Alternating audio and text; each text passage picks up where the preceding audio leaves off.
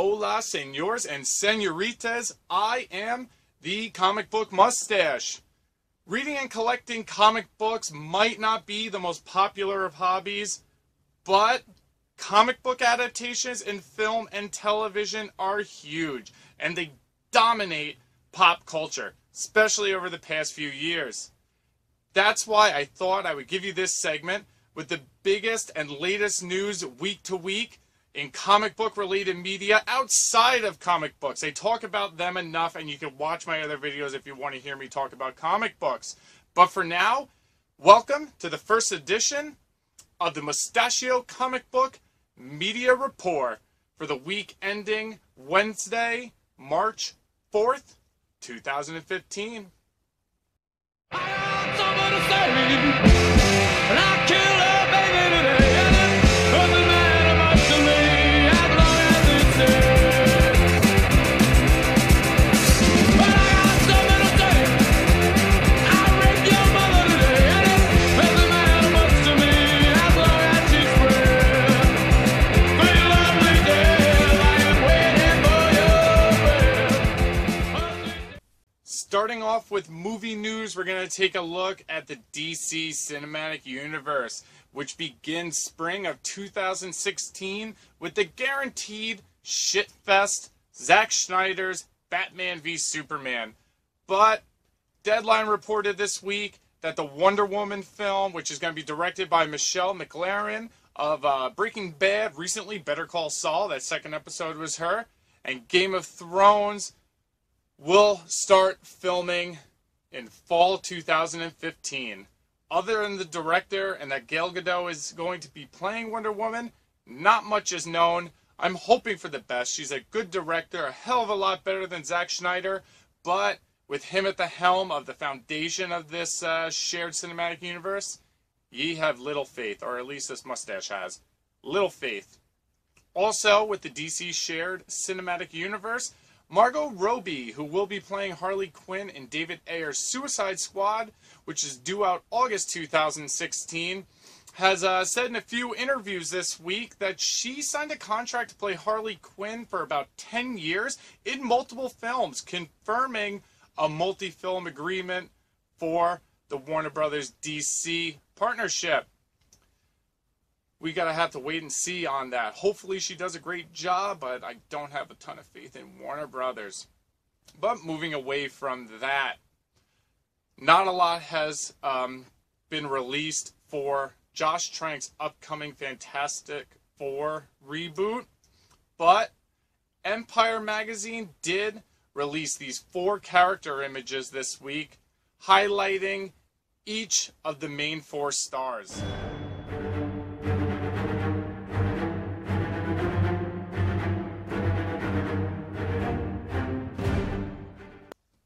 We still haven't seen much of the Fantastic Four actually in costume or using their powers, and there's been so much hate around this Josh Trank helmed film, but they're good actors. It's being made by a director who people seem to like. He got Star Wars and he only made 1 movie.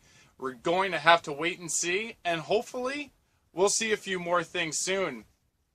Marvel proper, that Fantastic Four is owned by Fox, Marvel proper released this week, highlighting something we haven't seen much about.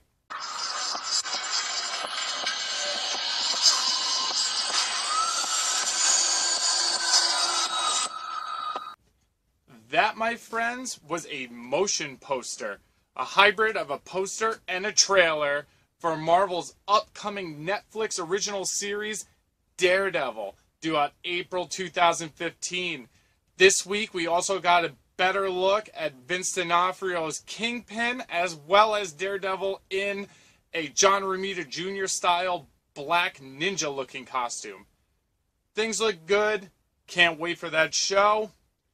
Also, new Avengers Age of Ultron posters were released this week, and we didn't learn a hell of a lot from them. But one thing we did see wasn't actually in the image itself. It was in the credits at the bottom. Anthony Mackie, who played Falcon in Captain America 2, The Winter Soldier, will be returning for Age of Ultron. I'm very excited about this. Mackie seems to love the character Falcon that he plays. So much so that in a recent interview, he said he wanted to rock the cheesy spandex, have a flying bird, and embrace all the campiness that came with that comic book character. During a Twitter Q&A with his fans, director James Gunn said that his favorite character from comics will be in Guardians of the Galaxy 2. Ton of interviews this week kind of implied that it will be a female. No one really knows. More characters are coming. I have my fingers crossed for Rom. But finishing off my movie news segment, we're going to jump into some web-slinging Spidey news. Since the mutual agreement to share Spider-Man with Disney, Marvel, and Sony was reached a few weeks back, the rumor well has run deep. But today, it was announced that Joe and Anthony Russo, the Russo brothers, who directed Captain America the Winter Soldier, as well as the upcoming Captain America 3 Civil War, have signed a 3-year first look deal with Sony that will begin in April, the same time that Civil War begins filming, which leaves many to believe that Spider-Man will, in fact, make his first appearance in the Marvel Cinematic Universe during Captain America 3 Civil War. I don't really know what a 3-year first look deal really means. If anyone does, please comment below. More Spidey rumors. Drew Goddard is rumored to be the director of the upcoming Spider-Man solo reboot film. Goddard made Cabin in the Woods. He's done a lot of work with Joss Whedon. It would make sense. He was slotted to do Sinister Six, even leaving the Daredevil Netflix show as a showrunner to go work with Sony on the Spider-Man villain-led film. It would make sense. I really enjoyed Cabin in the Woods. I think he's a nice director with a cool sensibility. Perfect for Spider-Man. Also, Robert Downey Jr. promised a really big announcement about Marvel news sometime this week. We're still waiting to hear about that, but a lot of people think it's going to be Iron Man appearing in the Spider-Man solo film. So, that's it for movie news. Let's take a look at the small screen of television.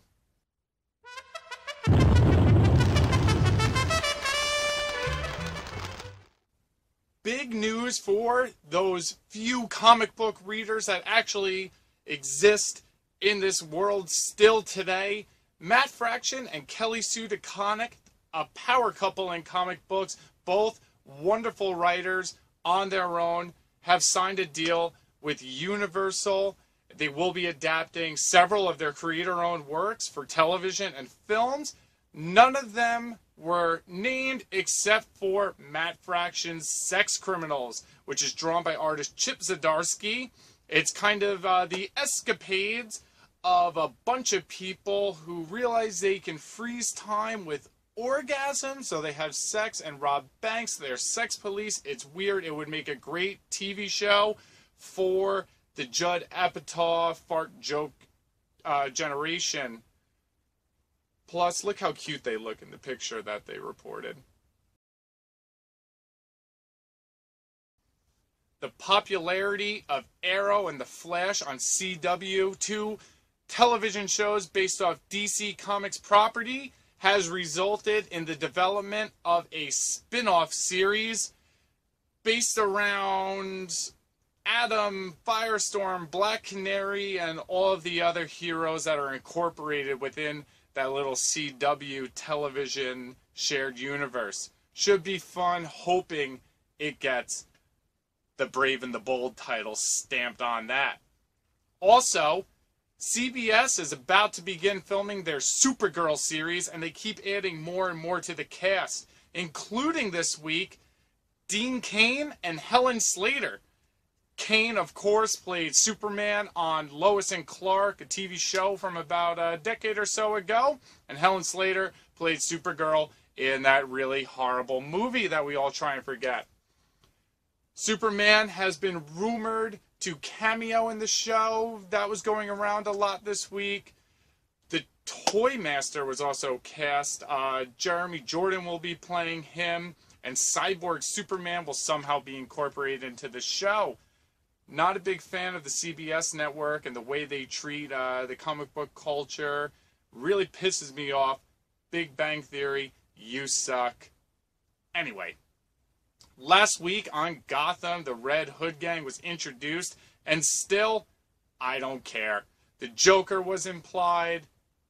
If it was good, comment in the sections below. Ben McKenzie, grow a damn mustache, man. A few weeks ago, it was announced that Vertigo comic book property Lucifer will be coming to Fox sometime, I don't know when. But this week, they found their lead. The Lord of Hell, as you know, will be played by Welsh actor Tom Ellis. Lucifer was a spin-off series from Neil Gaiman's Sandman. It was beautiful. Originally, it was written by Mike Carey. Lucifer was a great character in Sandman. This show seems to hold very little resemblance to the comic book, but we're going to have to wait and see. Nothing has really been said yet. Another Vertigo property that's coming to TV is iZombie on the CW network. Trailer came out this week. Show is being created by Veronica Mars creator Rob Thomas, a guy I really like. I really enjoyed iZombie. Mike Allred is one of my favorite comic books. It was a beautiful book. The show, based on the trailer, seems to have a very similar plot, but tonally, as far as the look goes, it's a little different.